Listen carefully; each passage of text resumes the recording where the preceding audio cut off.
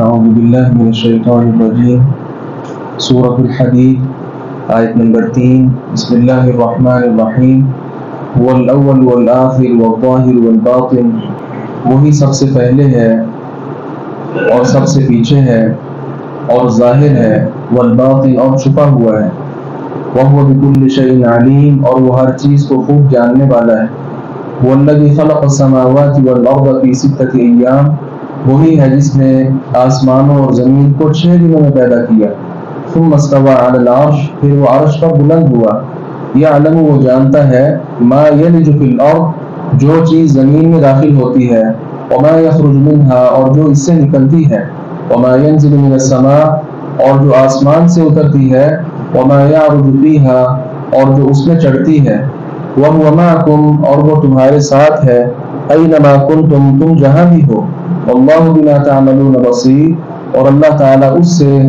جو تم کرتے ہو خوب دیکھنے والا ہے۔ اللہ رب العزت کی صفات میں جس طرح کل بھی ہم نے چند صفات پڑھی، تو آج کی آیات میں بھی اللہ رب العزت کی بعض صفات کا تذکرہ ہے۔ اول، آخر، ظاہر اور باطن، اس کی تفسیر کیا ہے؟ خود نبی مکرم صلی اللہ علیہ وسلم نے اس کی تفسیر فرما دی جس طرح سے مسلم میں حدیث آتی ہے۔ آپ نے فرمایا اللہم انت الاول، اے اللہ تو ہی اول ہے۔ اول کا کیا مطلب؟ فلیس قبلک شیء، تجھ سے پہلے کچھ نہیں تھا۔ وانت الآخر اور تو ہی آخری ہے۔ فلیس بعدک شیء، تیرے بعد کچھ نہیں۔ وانت الظاہر اور تو ہی ظاہر ہے۔ فلیس فوقک شیء، تیرے اوپر کچھ نہیں۔ وانت الباطن اور تو ہی باطن ہے۔ فلیس دونک شیء، تو تیرے نیچے کوئی نہیں۔ تو یہ اول، آخر، ظاہر اور باطن کی وہ تفسیر ہے جو پیغمبر علیہ السلام نے خود فرمائی۔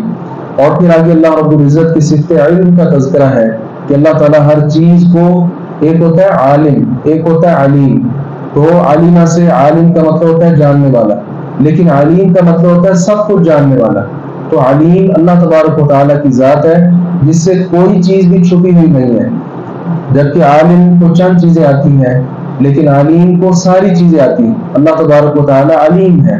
اس کے ساتھ ہی آسمان و زمین کی تخلیق کا یہاں پہ تذکرہ ہے، اور یہ تخلیق کا تذکرہ اس وجہ سے ہے کہ اللہ رب العزت پر تم ایمان کیوں نہیں لاتے ہو جبکہ جس زمین پر رہتے ہو یہ اللہ نے بنائی، جس آسمان کی چھت تلے رہتے ہو یہ آسمان اللہ نے بنایا، تو پھر اللہ تبارک و تعالیٰ کو چھوڑ کر کسی اور کی عبادت کیوں؟ اس سے آگے اللہ رب العزت نے فرمایا کہ اللہ تعالیٰ کے علم میں یہ ساری باتیں ہیں، زمین میں کیا کچھ آتا ہے اور کیا نکلتا ہے۔ تو یہ ہمارے سامنے بھی کچھ چیزیں ہیں۔ آسمان کا جو پانی ہے وہ زمین میں داخل ہوتا ہے، زمین کی کتنی گہرائیوں میں داخل ہو جاتا ہے۔ پھر نباتات کے بیج ہیں اور زمین میں دفن ہونے والے اجسام ہیں، اور اسی طرح زمین سے نکلنے والی چیزیں بھی کئی ہیں، نباتات ہیں، معدنیات ہیں، وہ گیسیں ہیں، اور بے شمار چیزیں ہیں، غلہ جات ہیں وغیرہ وغیرہ۔ اسی طرح آسمان سے اترنے والی چیزوں میں بارش ہے، برف ہے، ہوائیں ہیں، اور چیزیں شامل ہیں، فرشتے ہیں جو رحمت لے کر اترتے ہیں، اور بے شمار چیزیں ہیں۔ تو یہ ساری کی ساری چیزیں اللہ تبارک و تعالیٰ کے علم میں۔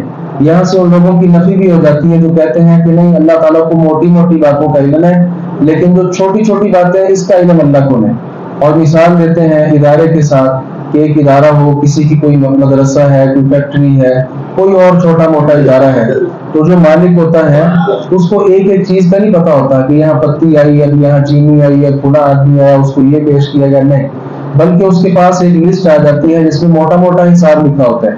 اگر چھوٹی چھوٹی باتوں میں وہ پڑھے پھر تو وہ چھوٹا ہو جاتا ہے۔ تو اس طرح کی بات ذکر کر کے اللہ کے ساتھ مثال پیش کر کے لوگ سمجھتے ہیں کہ اللہ تعالیٰ کو بڑی بڑی چیزوں کا علم ہے، چھوٹی کا علم نہیں۔ یہ غلط بات، یہ خالق اور مخلوق میں فرق ہے۔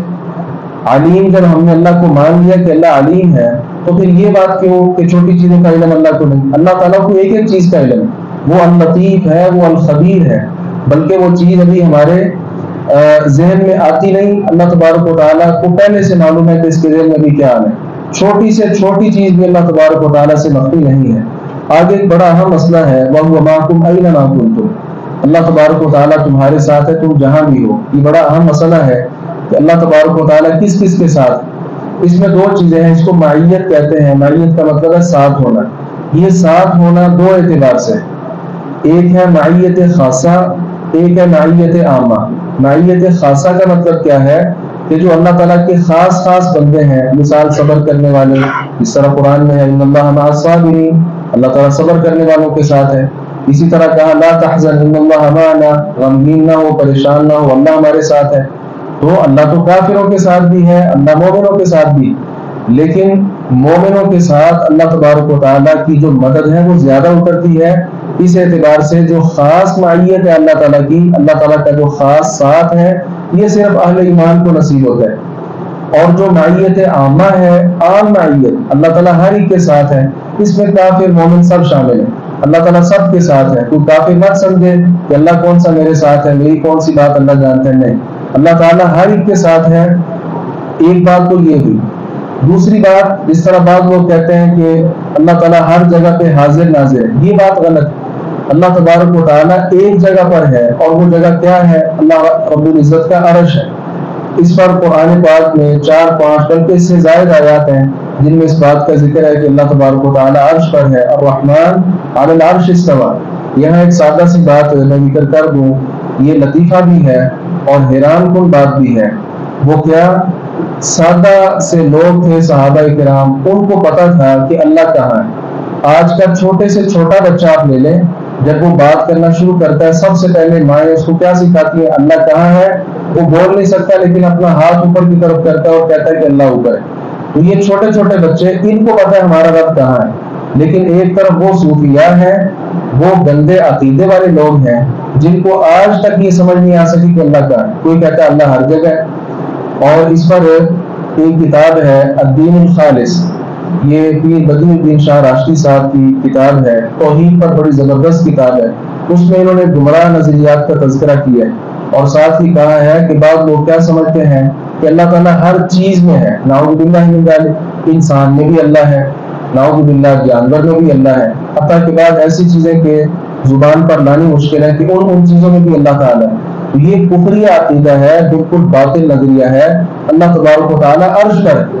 اب رہی یہ بات کے بعد آیات میں آتا ہے وَنَحْنُ أَقْرَبُ إِلَيْهِ، اللہ تبارک و تعالیٰ کے بارے آتا ہے کہ وہ حبل الورید سے بھی زیادہ قریب ہے۔ اسی طرح سورۃ الواقعہ میں بھی ہم پڑھ رہے ہیں، بعض دیگر آیات میں بھی ہے۔ تو اس کا مطلب کیا ہے؟ اس کا مطلب یہ ہے، ایک مثال کے ساتھ ہم سمجھ سکتے ہیں۔ اگر کوئی رات کے وقت باہر نکلے اور چاند نکلا ہوا ہو تو وہ کیا کہتا ہے؟ چاند میرے ساتھ ہے۔ وہ 5-6 کلومیٹر کا سفر بھی کر لے تو کیا کہے گا؟ چاند میرے ساتھ ہے۔ اب چاند اللہ تعالیٰ کی ایک چھوٹی سی مخلوق ہے، بہت چھوٹی مخلوق ہے، اس سے بڑی بڑی مخلوقات اللہ تبارک و تعالیٰ کی ہیں۔ یہ چھوٹی سی مخلوق اپنی جگہ پر بھی ہے اور ہر ایک کے ساتھ بھی ہے۔ تو جب یہ اللہ تعالیٰ کی چھوٹی سی مخلوق اپنی جگہ پر ہونے کے باوجود سب کے ساتھ ہے، تو اللہ تبارک و تعالیٰ جو کہ خالق ہے، وہ اپنی جگہ پر ہوتے ہوئے سب کے ساتھ کیوں نہیں ہو سکتا؟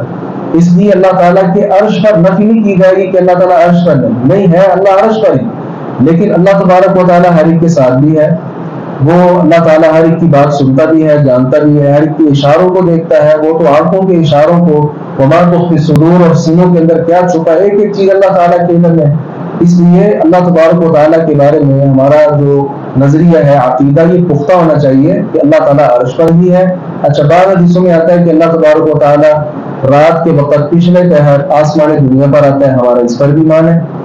اب جب وہ آسمان دنیا پر آتا ہے تو کیا تب عرش خالی ہوتا ہے؟ بھائی پتہ نہیں، جن چیزوں کا ہمیں بتلایا نہیں گیا اس میں خواہ مخواہ غور و خوض کرنے کی ضرورت نہیں۔ اللہ نے کہہ دیا میں عرش پر ہوں، ہم نے مان لیا۔ اللہ نے کہا میں آسمان دنیا پر پچھلے پہر آتا ہوں، ہم نے مان لیا۔ تو یہ اہل السنہ والجماعت کا نظریہ ہے کہ جو کتاب و سنت میں آ جائے ہم نے وہ مان لینا ہے۔ ہماری عقل چھوٹی ہے، اللہ تعالیٰ کا نظام بڑا ہے۔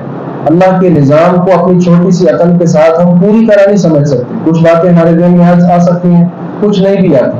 جو نہیں آتی وہاں ہم نے عقل کو پیچھے چھوڑنا ہے اور اللہ تعالیٰ کی بات کو، اس کے نبی کی بتلائی ہوئی بات کو ہم نے قبول کرنا ہے۔ اسی میں خیر اور عافیت۔ اللہ تعالیٰ سے دعا ہے ہماری تعالیٰ حق بات کو سمجھنے اور اس پر عمل پیرا ہونے کی توفیق عطا فرمائے۔